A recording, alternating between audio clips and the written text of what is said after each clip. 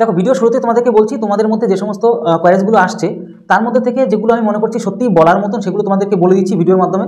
তোমার পাশে প্রশ্নগুলো দেখতে পাবে আর তোমাদের সেই ধরনের যে সমস্ত ডাউটগুলো হচ্ছে সেগুলো সব কিছু ভালো করে ক্লিয়ার করে দিচ্ছি। আর তোমাদের প্রত্যেককে বলবো তোমরা যদি নতুন হয়ে থাকো আমাদের চ্যানেলে সাবস্ক্রাইব করে বেল আইকনটিকে প্রেস করে রাখো। এমন ধরনেরই ভিডিও তোমরা কিন্তু তোমাদের যে সমস্ত ডাউট, যে কোনো চাকরির ক্ষেত্রে তোমাদের যে কোনো যদি ডাউট থাকে অবশ্যই আমার কাছে শেয়ার করো। আমি যদি মনে করি যে ওই প্রশ্নগুলো সত্যি তোমাদেরকে বলে দেওয়া দরকার তাহলে অবশ্যই স্পেশাল ভিডিও তোমার জন্য স্পেশাল ভিডিও বানিয়ে তোমাদেরকে ক্লিয়ার করে দেবো। তাই অবশ্যই বন্ধুদের কাছে শেয়ার করো। আমাদের এই চ্যানেলটা যেন প্রত্যেকের কাছে ছড়িয়ে যায়, তার কারণটা সবথেকে সঠিক তথ্য যদি পেতে চাও তাহলে অবশ্যই আমাদের চ্যানেলকে সাবস্ক্রাইব করে বেল আইকনটিকে প্রেস করে রাখো এমন ধরনের হেল্পফুল ভিডিও পাওয়ার জন্য। দেখো তোমাদেরকে একটা কথা বলে রাখছি যে এই যে প্রশ্নগুলো তোমাদের যেগুলো বানাচ্ছি সেগুলো কিন্তু খুবই গুরুত্বপূর্ণ আর তোমাদের প্রত্যেকের কিন্তু জেনে রাখা দরকার। আর তোমাদের যদি ভাই বোন বন্ধু থাকে তাদেরকেও জিনিসগুলোকে শেয়ার করে দাও, তাদেরও যেন সঠিকভাবে তথ্যগুলো জানা থাকে এবং ইন ফিউচার তারা যেন কোনো রকমভাবে সমস্যায় না পড়ে। আর এর পাশাপাশি তোমাদের কমেন্ট বক্স অন থাকছে, সবসময় ওপেন থাকছে, সেখানে তোমাদের এনি ডাউটস এখনও যদি থাকে যে কোনো চাকরির ক্ষেত্রে অবশ্যই তোমরা কমেন্ট বক্সে কমেন্ট করো। আমি তোমাদের জন্য স্পেশাল ভিডিও যেমনটা বললাম বানাবো, তোমাদের অবশ্যই বানিয়ে দেবো। দেখো একদম আজকের প্রথম প্রশ্ন যেটা রয়েছে, সঞ্জীব দাস বলছি কি দাদা এসসিদের কি অনলি এসসিদের সাথেই ফাইট করতে হবে নাকি না ইউআর আর এসসি, প্লিজ রেসপন্স মি। তো যাই হোক মেন কথা হচ্ছে এইটাই, শুধু তুমি এসসি বলে কথা না, আমি প্রত্যেকের জন্য বলে দিচ্ছি ব্যাপারটা।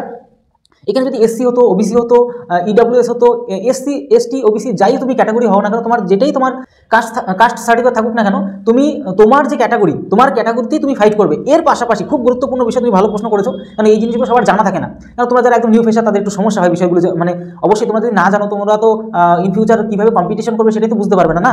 এবার ব্যাপারটা হচ্ছে কি যে তুমি যেহেতু এসসি, তুমি যদি ওবিসি হতে, তুমি যদি এসটি হতে, তুমি যদি ইডব্লিউএস হতে, তুমি যদি জেনারেল হতে, তুমি যাই হও না কেন, তুমি এসসি যেহেতু তোমার এসসির সাথে তোমার ফাইট করতে হবে। এর পাশাপাশি তুমি কিন্তু জেনারেলের সাথেও ফাইট করতে পারবে। তোমার যদি নাম্বারের স্কোরটা জেনারেলের মতন হয়, জেনারেলের তো সবথেকে বেশি হাই কাট আপ যায়।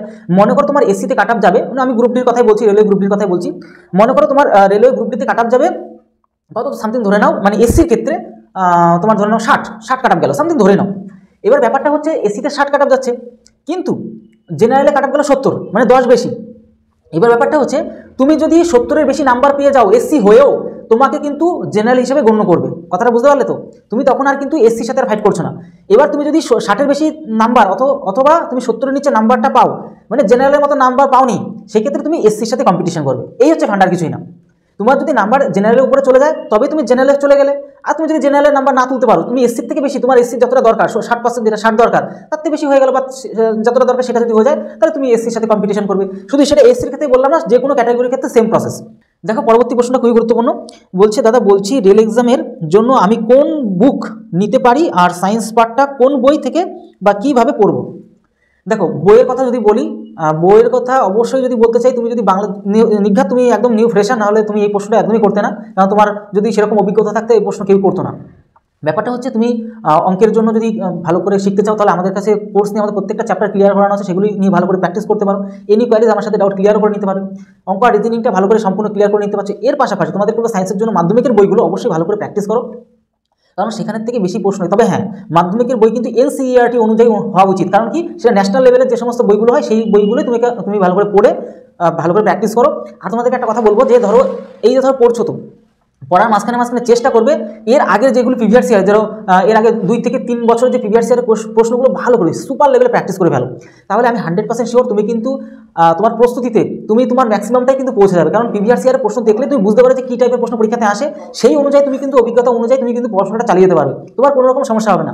আর একটা কথা বলি তোমাকে, চেষ্টা করবে মানে সপ্তাহে 1 থেকে 2টো তোমার যেইভাবে পরীক্ষায় প্রশ্ন অ্যান্সার করবে আর কি, মানে পরীক্ষা যেভাবে দেবে সেইভাবেই তোমাকে বাড়িতে প্র্যাকটিস করতে হবে, মানে এক কথায় পরীক্ষা দিতে হবে, মানে 100 নম্বরের পরীক্ষা দিতে হবে। তুমি কোথা থেকে দেবে? দেখো একদম সিম্পল বলছি, দেখো সব থেকে এখন মার্কেটে চলছে টেক্সট বুক। দেখো এখান থেকে তো আমি কোনো সাবস্ক্রিপশন পাচ্ছি না, মানে কোনো অর্থ পাচ্ছি না, তবুও আমি কেন বলছি জিনিসটা আমি ভালো জিনিস বলেই তার জন্য তোমাদেরকে শেয়ার করছি। এবার দেখো আমি তোমাদের ভালো জিনিস শিখিয়ে দিচ্ছি, জানিয়ে দিচ্ছি, আমাকে মনে রাখো আর না রাখো আমার কিচ্ছু আসা যায় না। আমি চাই ধরো আমি যে ভিডিওটা বানাচ্ছি, আমি কী উদ্দেশ্যে ভিডিও বানাচ্ছি, আমি চাচ্ছি যেন তোমরা উপকৃত হও। তোমরা যদি উপকৃত হও তবেই তো আমার মানে যে ভিডিও বানানোর যে উদ্দেশ্যটা সেটা আমার সাকসেস পাবে। তো ব্যাপারটা হচ্ছে এখানে তুমি টেক্সট বুকটা নেবে, টেক্সট বুকে সপ্তাহে 1 দিন পারো একটা, অথবা 2 পারো, তুমি ভালো করে আগে একটা পরীক্ষা দেওয়ার পরে তুমি ধরো 50টা পারলে আর 50টা পারলে না, যেই 50টা পারলে না সেই 50টা সেই সুপার লেভেলে প্র্যাকটিস করে নাও ভালো করে, এক কথায় পুরো 100টা সেই সুপার লেভেলে প্র্যাকটিস করে করে করে যখনই 100টা ভালো কমপ্লিট হবে নেক্সট তুমি প্র্যাকটিস সেটে প্র্যাকটিস করবে বা পরবর্তী পরীক্ষাটা দেবে। এভাবে চালিয়ে যাও। আর তোমাদের তো বললামই ভালো ভালো বই মার্কেটে পাওয়া যায় এনসিইআরটি অনুযায়ী, সেগুলো নিয়ে প্র্যাকটিস করা শুরু করো। তো আর সায়েন্সের জন্য তো বললাম সায়েন্সের বইগুলো মাধ্যমিকের বইগুলো পড়তে হবে।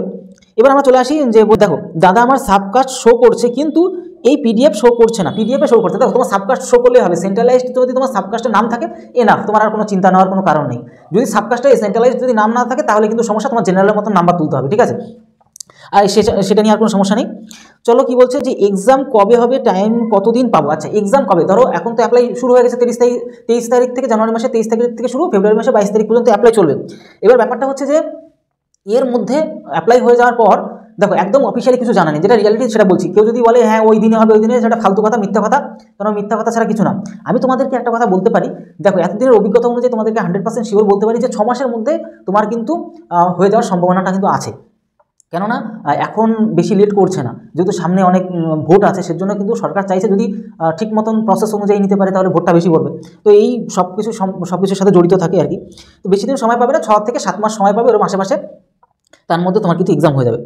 দেখো পরবর্তী প্রশ্ন কি, যে ওবিসি কার্ডটা কি তাহলে দাদা সেন্ট্রাল থেকে আবার বানাতে হবে নাকি স্টেট লেভেলেরটা দিয়ে সেন্ট্রাল লেভেলের জবের জন্য অ্যাপ্লাই করা যাবে?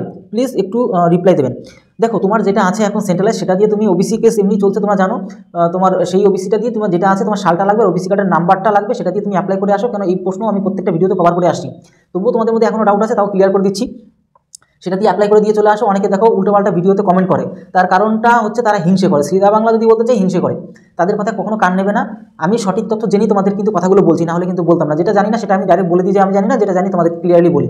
তো ব্যাপারটা হচ্ছে এখানে, এবার ব্যাপারটা হচ্ছে কি বলো তো, যে এখানে তোমরা অবশ্যই যেটা আছে সেটা দিয়ে অ্যাপ্লাই করো। আর তোমাদের যখন ডিবি হবে, মানে ডকুমেন্টস ভেরিফিকেশন হবে, তার আগে দিয়ে তুমি কি করবে, যে তোমার ওই যেটা স্টেট লেভেলে রয়েছে, তোমার তো প্রথমত দেখতে হবে, তোমাদেরকে ভিডিও বানিয়ে দিয়েছি, যেটা তোমার সাবকাস্টটা অবশ্যই সেন্ট্রালাইজড আছে কিনা সেটা প্রথমত চেক করে নাও, ভিডিও বানানো আছে সেটা কি তাড়াতাড়ি দেখে নাও।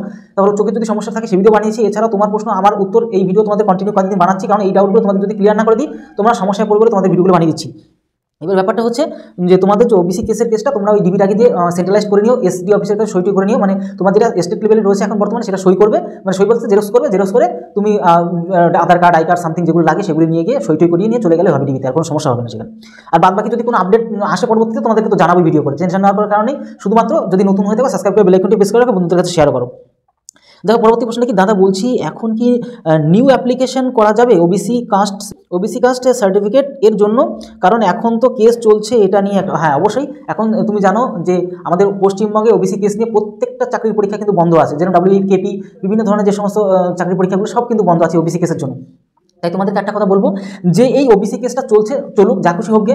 এবার মেন কথা হচ্ছে সবাই ওরাও বুঝবে, তুমি তোমার এখন বর্তমান যেটা রয়েছে সেটা দিয়ে তুমি অ্যাপ্লাই করে দাও, পরবর্তী সেন্ট্রালাইজ করে নেওয়া যাবে, টেনশন নেওয়ার কোনো কারণ নেই। এবার কি বলছে, সেন্ট্রাল করবো, স্টেট আছে কিন্তু কেস চলছে। আচ্ছা সে সেম প্রশ্ন বলছে, ইনকাম সার্টিফিকেট কি লাগবে? না, তোমার এই যে গ্রুপ ডিতে ইনকাম সার্টিফিকেটের কোনো ব্যাপারটা নেই। তুমি বাদ বাকি যে সমস্ত ডকুমেন্টসগুলো তোমাদের বলে দিয়েছি, গ্রুপ ডির জন্য যে সমস্ত ডকুমেন্টসগুলো লাগে সেগুলো ভালো করে দেখে নিয়ে তুমি চলে যাও, তাহলেই হবে। তো এই ছিল টোটাল আমার গুরুত্বপূর্ণ প্রশ্নগুলো ছিল, তোমাদেরকে বলেও দিলাম, কেন তোমরা যারা নতুন এখন মানে আছো তাদের একটু সমস্যা হয়, তার জন্য এই জিনিসগুলো যখন তোমরা জানতে পারো তোমাদের একটা কনফিডেন্স বিল্ড হবে যে না সঠিক তথ্য জেনে গেলাম, আর সমস্যা নেওয়ার কোনো কারণ নেই। তো এই হচ্ছে ব্যাপার, বন্ধুদের কাছে প্রচুর পরিমাণে ভিডিওটি শেয়ার করে দাও। আর তাহলে ভিডিওটি আজকে এলো, তত সময় অবশ্যই ভালো থেকো, সুস্থ থেকো। জয় হিন্দ, জয় ভারত।